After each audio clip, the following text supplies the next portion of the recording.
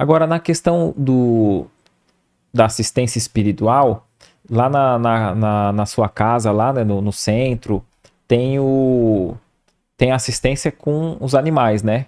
Também é possível, né? Às vezes não é tão conhecido. Eu gostaria que você falasse, nos esclarecesse com relação a isso, né? Essa assistência espiritual aos animais.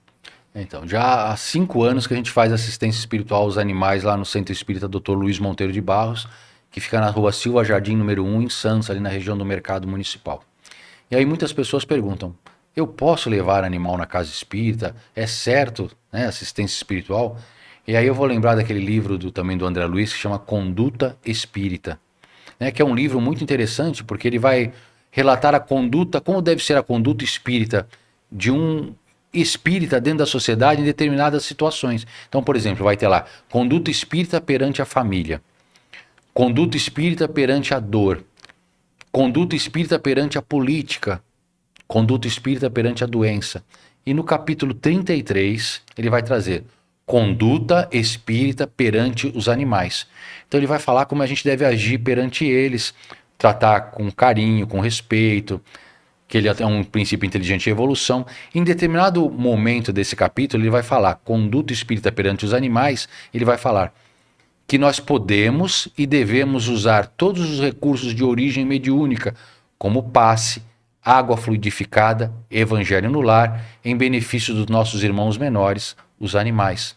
Ou seja, da mesma forma que o passe beneficia o ser humano, ele beneficia também aquele espírito imortal que está em evolução no corpinho de um gato, de um cachorro. Para ele, a gente sabe que o passe é um refazimento de energias, então para ele vai estar ajudando. A gente sabe que a água fluidificada também, ela ajuda a gente a limpar os nossos miasmas do corpo físico, para o animalzinho também. O evangelho no lar, quando a gente faz o evangelho, a importância do evangelho no lar, para a harmonia, para a união de todos os entes ali, beneficia também não só os humanos, mas os animais, as plantas, o ambiente em geral. Então, a assistência espiritual para os animais, hoje ela vem se multiplicando em várias casas espíritas, porque as pessoas estão tomando consciência da importância da gente cuidar também dos nossos filhos de quatro patas, nossos irmãos menores, que é o termo que a espiritualidade se utiliza. E nesse caso aí, tem um dia específico para os animais na casa que você é ligado? Então, lá no Luiz Monteiro é todo domingo às 9 horas da manhã. Não para nunca, sempre tem. E começou a abrir novas casas, porque um dos objetivos do Instituto Talpete é multiplicar esse trabalho. Porque quando a gente começou, Éder, a maior parte das casas não via com bons olhos levar animal para dentro da casa espírita. Então hoje, por exemplo, o Seara de Jesus, que é no Canal 3 ali na Washington Luiz de Santos, já está fazendo atendimento sábados. A Casa do Mestre, também que é uma casa bem tradicional de Santos, já está fazendo também nos sábados à tarde. Casas em São Vicente também já iniciaram. Então várias casas estão multiplicando. A gente vê esse trabalho, a curiosidade, as pessoas estão indo conhecer. E é importante porque as pessoas começam a ter uma conduta, um comportamento diferente em relação aos animais. A gente vê que hoje as famílias, as pessoas tratam os animais com muito mais carinho, com muito mais amor. Muitos tratam os animais como filhos, que aí já é um outro rumo que as coisas tomam, né? Porque o animal ele precisa vivenciar, aquele princípio inteligente, ele precisa vivenciar aquilo que ele está passando naquele momento A daquela experiência encarnação. como animal. A experiência como animal, porque ele não é um humano. Para ele chegar a um humano, ele vai ter que se capacitar nas fieiras do tempo, através de muitas encarnações, como um animal selvagem, como um doméstico, como um réptil, como uma ave, como um peixe. Porque a gente sabe que em cada experiência reencarnatória, e não vai ser uma em cada espécie, vão ser centenas, milhares, ele vai se engrandecendo e se capacitando, assim como nós. Quando esse princípio inteligente encarna pela primeira vez como um homem das cavernas, por exemplo, e a gente vai comparar com o homem moderno de hoje, a gente vai ver tanto evolução na parte física, morfológica, quanto na parte intelectual e moral. Porque esse espírito ele foi reencarnando e foi se capacitando e aprendendo através de experiências às vezes dolorosas ou amorosas. E com o animal não é diferente. Então a gente precisa permitir que o animal seja animal. Tratá-lo sim com respeito, com carinho, com amor e proporcionar a ele as oportunidades de evolução como eu quero ter essa oportunidade. Porque quando perguntam para Kardec qual o objetivo da encarnação, ele responde: evolução. E a evolução é para todos, não só para o homem. E o interessante é assim, então para aquela pessoa que está acompanhando e na sua região ali não tem uma casa espírita que ainda tenha o dia lá para levar o seu animalzinho, ela pode estar dando água fluidificada para ele, tanto quando ela faz o evangelho no lar e essa água ela coloca para ele, quanto também quando ela vai no centro espírita, ela leva a garrafinha com água dela e depois coloca pro animalzinho dela beber dessa água fluidificada, também seria algo que ela pode estar fazendo, já que não tem ainda essa tarefa da assistência espiritual na casa, no caso dessa pessoa que a gente mencionou aí, né? Aham. Não, exatamente, pode fazer isso. Mas também pode acompanhar todos os domingos, a gente transmite através do Facebook, do Instagram do Luiz Monteiro de Barros, as palestras, todo o tratamento espiritual. Isso é muito bacana. Mas isso que você falou, é claro, é possível. A pessoa pode levar a garrafinha com água e leva para casa e a própria água fluidificada do Evangelho, na jarrinha, distribuir com os animais, no potinho deles, colocar um pouquinho num balde, completar e regar as plantas, Sim. né? Porque a gente sabe do benefício também para as plantas, porque são princípios inteligentes que já estão passando por experiências ali de sensações. Então tudo é possível. Então essa assistência espiritual, ela não cessa nunca. O princípio inteligente, quando ele é, vou falar assim, vou brincar com o termo aqui, ele é jogado para aprender, a partir daí já tem alguém, algum ser inteligente cuidando e zelando por ele. No princípio, esse princípio inteligente, ele vai ser colocado junto com vários outros numa mona, ele vai ser agregado ali num complexo onde todos vão evoluir juntos pela lei do determinismo.